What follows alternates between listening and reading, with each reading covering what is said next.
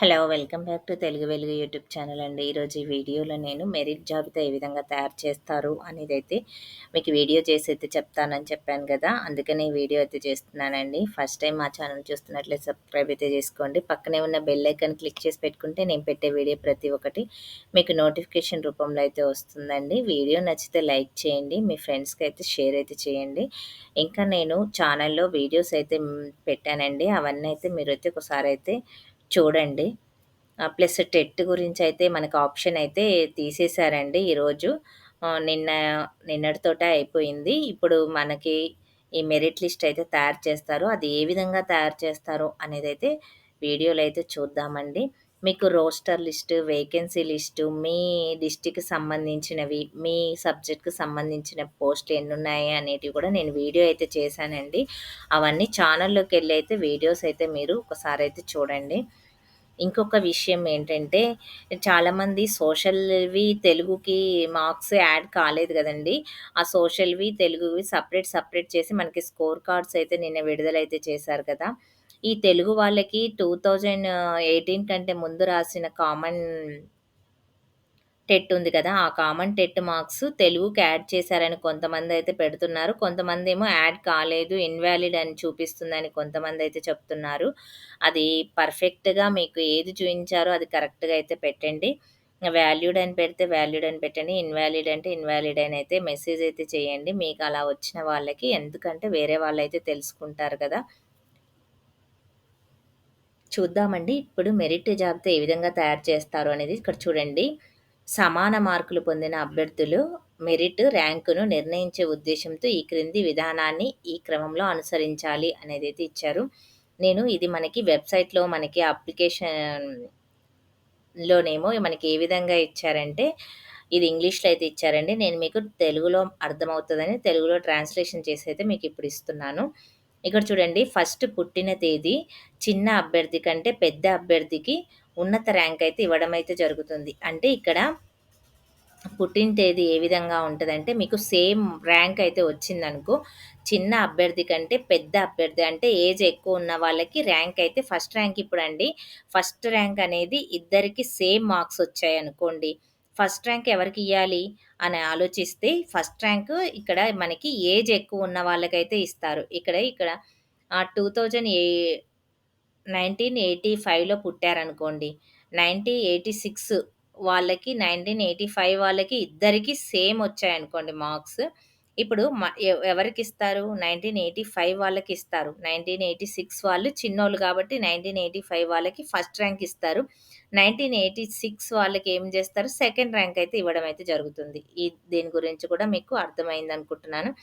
పుట్టిన తేదీ కూడా ఒకేలాగా ఉందనుకోండి అభ్యర్థులు వేరు వేరు లింగాలకు చెందిన వారైతే మహిళా అభ్యర్థికి, పురుష అభ్యర్థి కంటే ఉన్నత ర్యాంక్ ఇవ్వబడుతుంది. ఒకవేళ ఇక్కడ మెన్ ఇద్దరు ఉన్నారనుకోండి, వీళ్ళకి కూడా సేమ్ ఏజ్ ఉందనుకోండి, same age, same date, same year అన్నీ సేమ్ ఉన్నాయనుకోండి, సేమ్ ర్యాంక్ అయితే ఉంటే, అప్పుడేం చేస్తారంటే వాళ్ళకి మెన్ కంటే వుమెన్‌కి ఫస్ట్ ప్రాధాన్యత అయితే ఇస్తారంట. ఆ ర్యాంక్ అనేది ఫస్ట్ ర్యాంక్ అనేది వుమెన్‌కిస్తారు. సెకండ్ ర్యాంక్ అనేది మెన్‌కైతే పురుషుడికైతే ఇవ్వడం అయితే జరుగుతుంది అనైతే ఇచ్చారు. ఇక్కడ మళ్ళీ చూడండి ఇద్దరు లేదా అంతకంటే ఎక్కువ మంది అభ్యర్థులు ఒకే పుట్టిన తేదీ కలిగి ఉండి, వారిలో ఏ మహిళా అభ్యర్థి కూడా లేకుండా లేదా ఒకరి కంటే ఎక్కువ మంది మహిళా అభ్యర్థులు అందుబాటులో లేకుంటే క్రింది వర్గాలకు చెందిన అభ్యర్థులకు ఉన్నత హోదా ఇవ్వడం అయితే జరుగుతుంది. ఇట్లా ఎక్కువ మంది అభ్యర్థులు ఒకే పుట్టిన తేదీ కలిగి ఉండి, వారిలో ఏ మహిళా అభ్యర్థి కూడా లేకుంటే అంటే ఇక్కడ మీరు ఒకే పుట్టిన తేదీ ఉండి, ఒకే ర్యాంక్ అయితే ఉన్న వాళ్ళకి మహిళా అభ్యర్థి లేకుండా ఉంటే మీకు మళ్ళీ ఏం చేస్తారంటే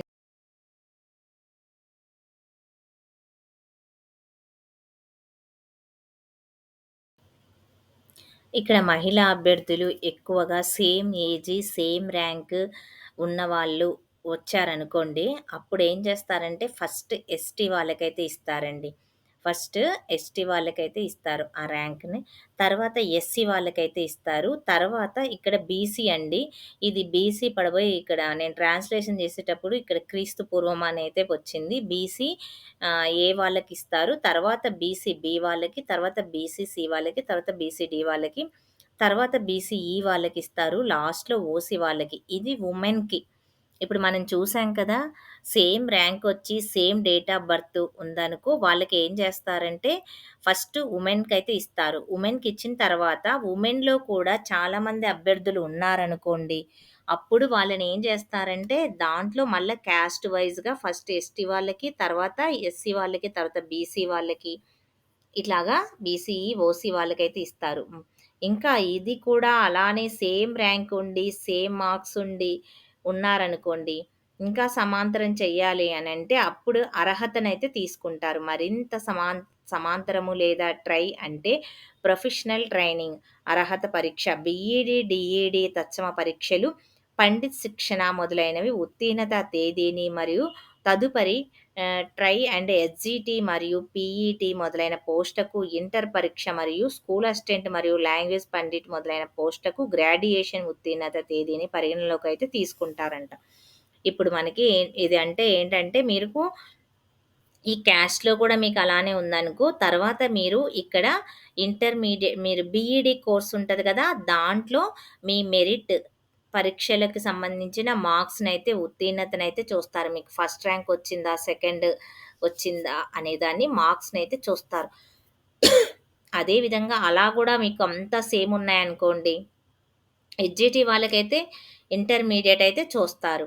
స్కూల్ అసిస్టెంట్ వాళ్ళకి, లాంగ్వేజ్ పండిట్ వాళ్ళకి ఏం చేస్తారు, పోస్ట్ గ్రాడ్యుయేషన్ అంటే పీజీ వరకు మీకు చూడడం అయితే జరుగుతుంది. గ్రాడ్యుయేషన్ అయితే చూస్తారు. అంటే పోస్ట్ గ్రాడ్యుయేషన్ అంటే పీజీ లెవెల్‌లో మీకు ఉత్తీర్ణత తేదీని పరిగణలోకి చేసుకుంటారు. అంటే మీరు ఏ ఇయర్‌లో పాస్ అయ్యారు.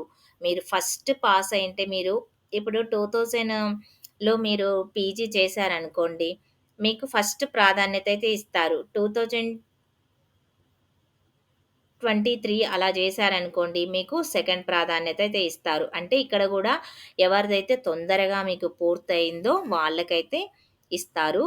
నెక్స్ట్ తర్వాత రాసిన వాళ్ళకి నెక్స్ట్ ఇయర్ రాసిన వాళ్ళని చిన్నవాళ్ళుగా మనకి చూసి వాళ్ళకి నెక్స్ట్ ర్యాంక్‌నైతే వాళ్ళకివ్వడం అయితే జరుగుతుంది. ఈ విధంగా మెరిట్ జాబితాను తయారు చేసి అధికారిక వెబ్‌సైట్‌లో అయితే ఉంచుతారండి. ఇది మీకు క్లియర్‌గా అర్థమయ్యే ఉంటుందని అనుకుంటున్నా నేను. ఇదే అండి ఈ వీడియోలో. మీకు ఈ వీడియో నచ్చితే లైక్ అయితే చేయండి. షేర్ అయితే చేయండి. ఇంకా మీకు వీడియోస్ కావాలంటే ఎలాంటి వీడియోస్ కావాలి అనేది మాకు కామెంట్ సెక్షన్‌లో కామెంట్ అయితే చేయండి. నేను మీకు అలాంటి వీడియోస్ అయితే చేయడానికైతే ట్రై చేస్తాను. ఇక్కడ చూడండి ఇది క్రీస్తు పూర్వం కాదండి. ఇది బీసీబీ అనైతే మీరు నోట్ అయితే చేసుకోండి. నేనైతే దీన్నైతే రబ్ చేస్తున్నాను. ఇక్కడ మీకు ఇక్కడ ఇస్తాను. బీసీబీ అనైతే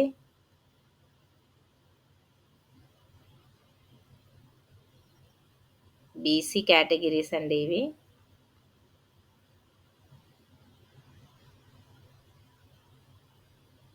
ఇక్కడ బీసీబీ, బీసీఈ,